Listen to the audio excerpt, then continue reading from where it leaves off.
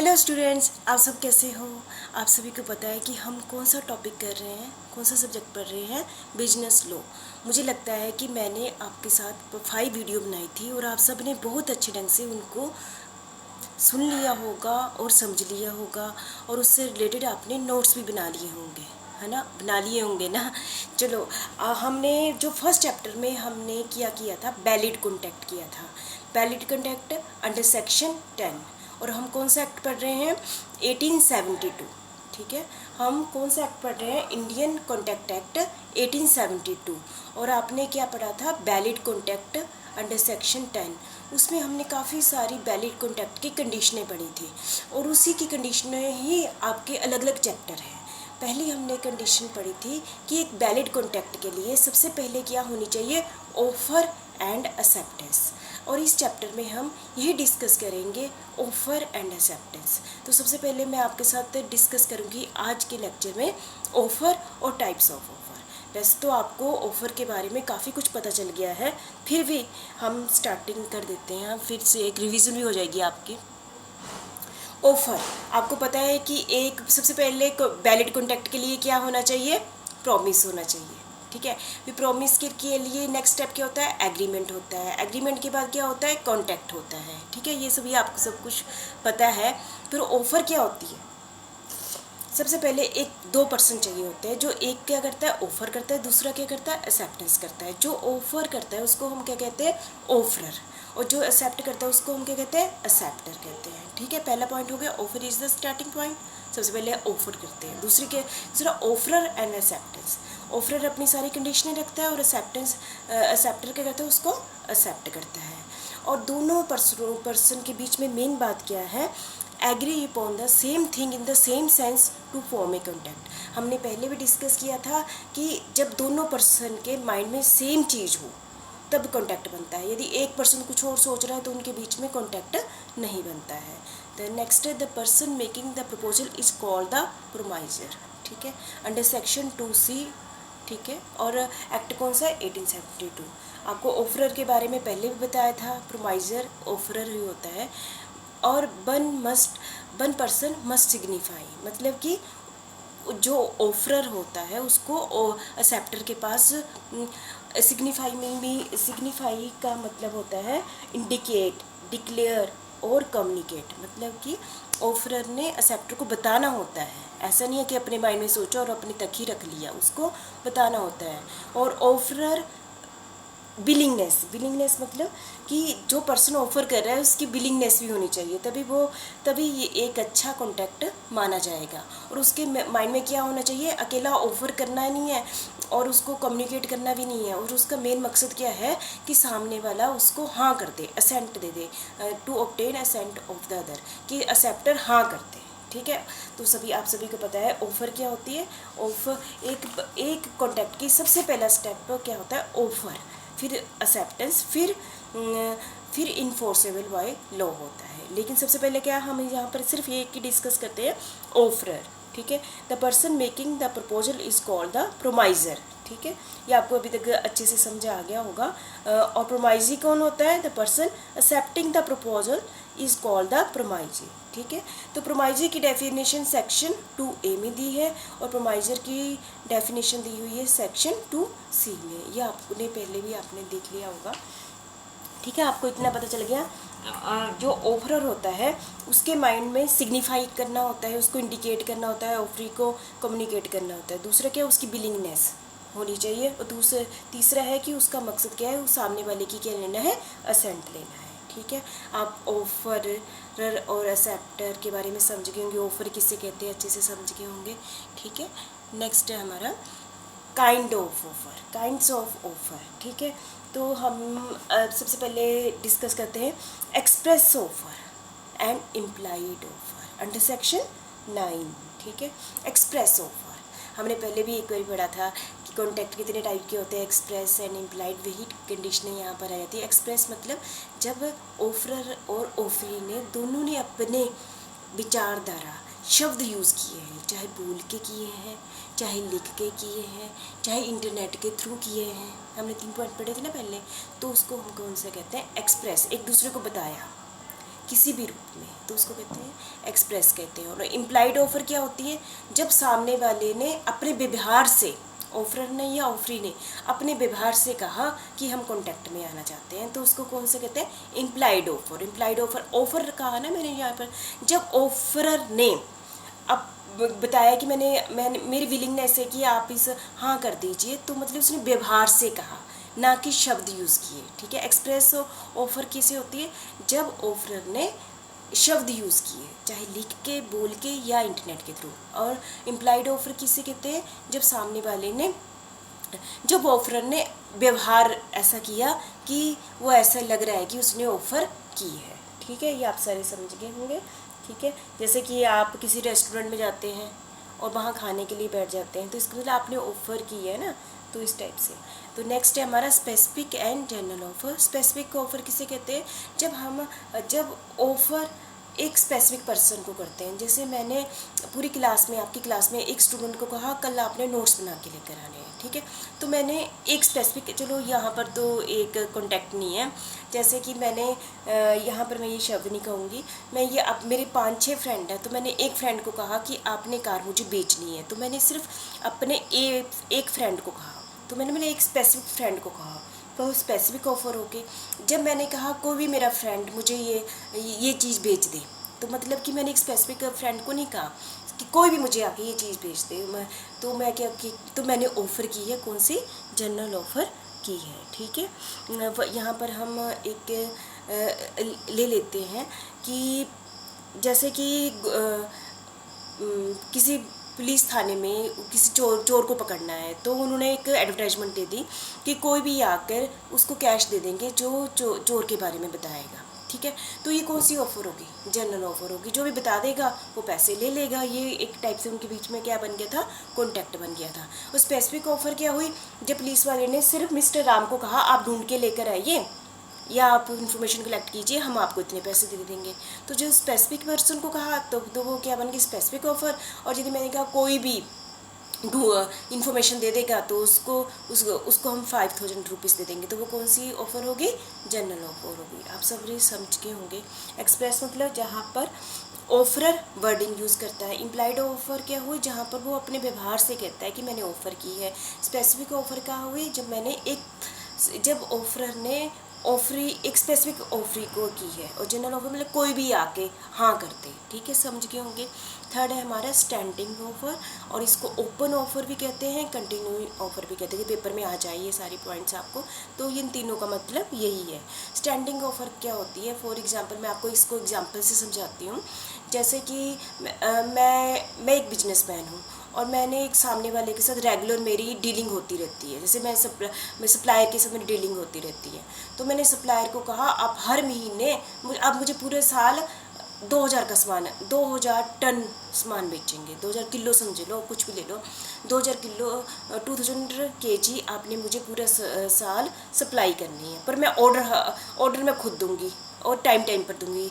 जनवरी में, फरवरी में, अलग अलग महीने में ऑर्डर दूंगी। ऐसा नहीं कि सेम ही होगा या सेम भी हो सकता है, ठीक है। जब मैंने ऑर्डर दिया उसने सप्लाई कर दी, फिर दूसरे महीने में मैंने ऑर्डर दिया, उसने सप्लाई कर दी, ठीक है। तो मेरे पास अधिकार है कि मैं कभी भी उस जो कंटिन्यू चली हुई है हमारे डीलिंग, मैं कभी भी बीच में जाके रिवोक कर सकती हूँ। ऐसा नहीं है कि मैंने लगातार 1200 ही लेने हैं। यदि मैंने 3 महीने तक 400 kg का ऑर्डर कर दिया है, तो मैं 4th मंथ के लिए मना भी कर सकती हूँ। वो उसको मैं कहती हूँ चलो ठीक है, आपने 3 महीने दे दिया, आगे से नहीं मैंने देना, तो ये इसको वैलिड कहा जाएगा। तो इस टाइप की ऑफ़र को कौन सी ऑफ़र कहते हैं, स्टैंडिंग ऑफ़र। आप सारे समझ लोगे क्या। मैं अच्छा एक और एग्जांपल ले लेती हूँ, इसी को ही डिटेल में बता देती हूँ। मेरे कहने का मतलब है कि मैंने एक पर्सन को कहा कि आपने मुझे 4000 किलो देना है सामान, ठीक है, और मैं टाइम पर आपको उसके बारे में ऑर्डर देती रहूँगी। जब मैंने ये ऑर्डर आपको देना है 5 बारी, ठीक है। मैंने 3 बारी ऑर्डर दे दिया और 3 बारी ऑर्डर में मैंने 2000 का 2000 kg ले लिया। फिर बाद में मैं कहा कि मैंने अब नहीं मुझे चाहिए। जब मैं मना कर देती हूँ, रिवोक कर देती हूँ, तो वो वैलिड माना जाएगा। ऐसा नहीं है कि वो कल मुझे पर केस किया आपने पूरा क्यों नहीं लिया। तो इस टाइप की ऑफ़र को हम कौन सी ऑफ़र कहते हैं? Standing offer, open offer and continue offer. Remain open for acceptance over a period of time. ठीक है, समझ गए होंगे। जैसे इसका जो टेंडर, आपने सभी ने बहुत बार ये सुना होगा कि टेंडर पास हो गया, है ना। टेंडर भी एक टाइप की क्या है? स्टैंडिंग ऑफर है। यदि पेपर में आपको आ जाए तो आपको पता होना चाहिए, इसके बताना आपने। स्टैंडिंग ऑफ टेंडर भी क्या है एक, आप ध्यान से सुन लीजिए। टेंडर भी क्या है? स्टैंडिंग ऑफर है, ओपन ऑफर है, कंटिन्यूस ऑफर है। टेंडर क्या होता है? जैसे कि हमारे कॉलेज ही है, कॉलेज में फर्नीचर चाहिए, तो हमने कॉलेज वालों ने क्या दे दी? एडवर्टाइजमेंट दे दी। एडवर्टाइजमेंट क्या थी? एक इन्विटेशन टू ऑफर थी। लोगों को कहा आप आके हमें ऑफर दीजिए। तो बहुत सारी सप्लायर ने कॉलेज में टेंडर भेजे कि हम इस रेट पर ये सामान आपको दे देंगे। फिर कॉलेज वालों ने खोला और देखा कि कौन सा हमें सूट करता है। जिसका हमें सूट करता है उसको हमने हाँ कर दी। ठीक है, तो हमने उसको एक्सेप्टेंस ऑफ ऑफर कर दी। ठीक है, तो ये समझ गए ना। टेंडर भी क्या है? स्टैंडिंग ऑफर है। ये थोड़ा सा अलग आ गया। तो ऊपर वाला था कि हम बीच में कभी भी रिवोक कर सकते हैं, और सेकंड है टेंडर। टेंडर भी कौन सी है? स्टैंडिंग ऑफर है। ठीक है, आप 3 पॉइंट समझ गए होंगे। और नेक्स्ट है क्रॉस ऑफर। क्रॉस ऑफर क्या होती है? जैसे कि क्रॉस कर रहे हैं ना, ऐसे नाम से ही पता चल गया कि मैंने भी अपनी फ्रेंड को कहा कि मुझे 5000 में अपनी कार दे दे। उसने भी कहा कि मेरी 5000 में कार ले ले। कार तो चलो मैंने 5000 में नहीं आती, पर चलो ऐसे ही ले लिया मैंने। आप साइकिल ले लो। मैंने अपने फ्रेंड को कहा कि 5000 में मुझे अपनी साइकिल दे दे। उसने भी कहा 5000 में मेरी साइकिल ले ले, है ना। पर दोनों ने एक दूसरे की बात नहीं सुनी थी। उसने भी कह दिया, उसने भी कह दिया। ठीक है, उसने भी ले बाई चांस ऐसे कह लेते हैं, उसने भी उसको मेल कर दी, उसने भी उसको मेल कर दी एक ही टाइम में। पर अभी फिर दोनों ने एक्सेप्टेंस हुई नहीं। वो कहता अच्छा इसने भेजी है, मैं ये तो इसने मेरी मन की बात लिख दी। दूसरा भी कहता इसने तो मेरी मन की बात लिख दी। ठीक है, दोनों ने एक दूसरे को क्या कर दी? ऑफर कर दी। ठीक है, और वो भी वही चाहता था, वो भी वही चाहता था, लेकिन एक्सेप्टेंस हुई नहीं। तो इसका मतलब क्या हुआ? वहाँ तो कॉन्टैक्ट बना ही नहीं। ठीक है, समझ रहे हैं ना, है ना। क्रॉस ऑफर समझ गए होंगे। यहाँ पर एक केस भी दिया हुआ है मिस्टीन वर्सेस हॉफमैन कि ए ने लिखा बी को कि आप मुझे 800 टन बेच दें, और बी ने ए को लिखा मुझे भी 800 टन बेच दें। कौन से रेट पर? 69 पर टन के हिसाब से। दोनों ने एक दूसरे को लिखा, पर दोनों ने किसी की हाँ ही नहीं की। तो बाद में एक ने अपना कॉन्टैक्ट पूरा नहीं किया और उसने केस कर दिया।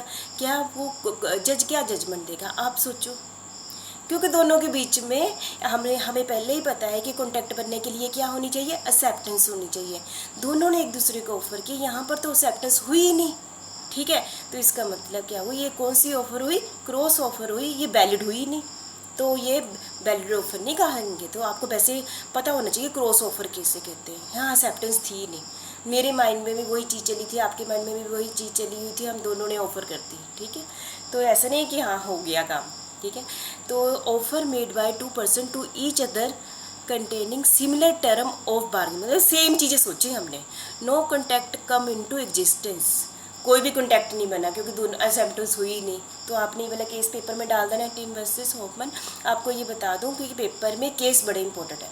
जब भी आप एग्जाम्पल आपने दूसरे नंबर पर रखनी है जहाँ पर केस नहीं दिए हुए हैं समझाने के लिए, और कोशिश करनी हर टर्म के साथ आप क्या दें? केस दें, और वहाँ पर ये पूरी डिटेल में दें जैसे मैंने लिखा है ये। ठीक है, हमारा लास्ट है हमारी types of offer, counter offer. जैसे कि आप जाते हैं ना बाज़ार में, चीनी खरीदने जाते हैं, सब्ज़ी खरीदने जाते हैं, तो आपने पूछते हैं दुकानदार से ये कितने का सामान है। ठीक है, वो कहता है कि इसको मैं 1000 रुपये में बेचूंगा। हम कहेंगे नहीं, हमने 1000 रुपये नहीं, हमने तो 900 रुपये में ख़रीदनी है। ठीक है, तो हमने उसकी ऑफ़र के आगे अपनी ऑफ़र रख दी।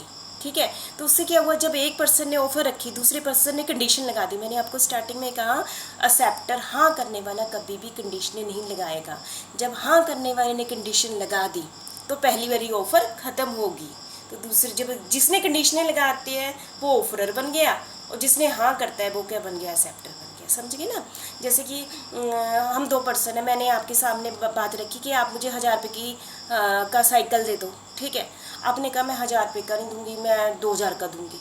तो क्योंकि उसने 2000 बोल दिया, तो इसका मतलब उसने ऑफ़र कर दी और मैं करती हूँ ठीक है, ठीक, मैंने हाँ कर दी, तो पहला वाला कॉन्टैक्ट, पहले वाली क्या हुआ, पहले वाला ख़त्म हो गया, ठीक है। तो ये इस टाइप के ऑफ़र को हम कौन सी ऑफ़र कहते हैं, काउंटर ऑफ़र, समझ गए होंगे आप सारे, ठीक है। तो यहाँ पर भी counter offer lead to lapse of the original offer. जब काउंटर ऑफर हो जाती है तो पहली वाली ऑफर क्या हो जाती है, लैप्स हो जाती है। Original offer so lapse can not be revived again. एक बार ख़त्म होगी ना पहली वाली, फिर उसको रिवाइव नहीं कर सकते। यहाँ भी ये केस दिया हुआ है, हेड एंड रेच, मतलब कि पहले ए ने बी को कहा मुझे 1000 पाउंड में ये चीज़ दे दो, बी कहता नहीं 1000 पाउंड में नहीं दूंगा, मैं 950 में दूंगा। बाद में उसके माइंड में कोई बात नहीं 1000 में कर लेते हैं, लेकिन उसने पहले ओरिजिनल ऑफर में क्या कहा था 950। तो बाद में वो कोर्ट में चला जाता है, कोर्ट कहता है नहीं अब आपने पहले 950 किया था, अब आपके बाद में माइंड में आए कि वो 1000 रुपये में भी दे देगा, तो आपके बीच में क्या कॉन्टैक्ट नहीं बना। तो आपने ये सारे केस अच्छे से देख लेने हैं, ठीक है। तो मैं फिर भी आपको एक बार रिवाइज कराती हूँ। एक्सप्रेस ऑफर कौन सी होती है, जिसमें हम वर्डिंग यूज़ करते हैं किसी भी रूम में। इम्प्लाइड ऑफर क्या होती है, जिसमें ऑफर अपने व्यवहार से बताता है कि मैंने ऑफ़र की है। स्पेसिफिक ऑफर किसे कहते हैं, जब हमें एक स्पेसिफिक पर्सन को, एक मिस्टर राम को, श्याम को, ये एक स्पेसिफिक पर्सन को कहते के सामने आप ऑफर रखते हैं। जनरल ऑफर में कोई भी आके इसको हाँ करते, तो जनरल ऑफर होगी। स्टैंडिंग ऑफर क्या हुई, लगातार ओपन, लगातार चली हुई है, बीच में मैं कभी भी उसको लैप्स कर सकती हूँ, ठीक है। टेंडर क्या हुआ, आप सभी को बता दिए डिटेल में।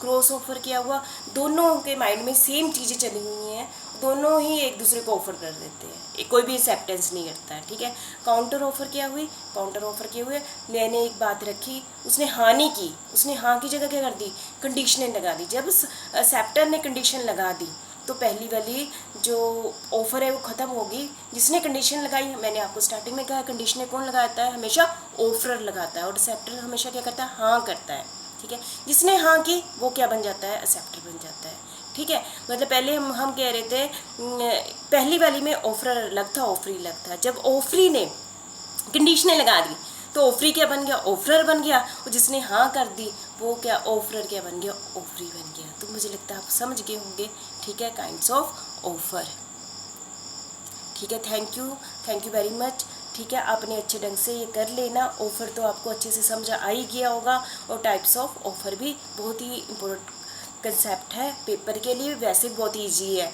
बहुत अच्छे ढंग से आप सभी ने कर लेना है, ठीक है। Okay bye.